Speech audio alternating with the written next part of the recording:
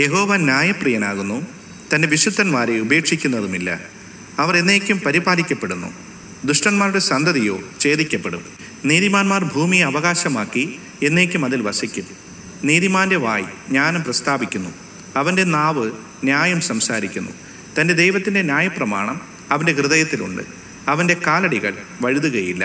സങ്കീർത്തനങ്ങൾ 37 അധ്യായം 28 മുതൽ 31 വരെയുള്ള വാക്യങ്ങൾ.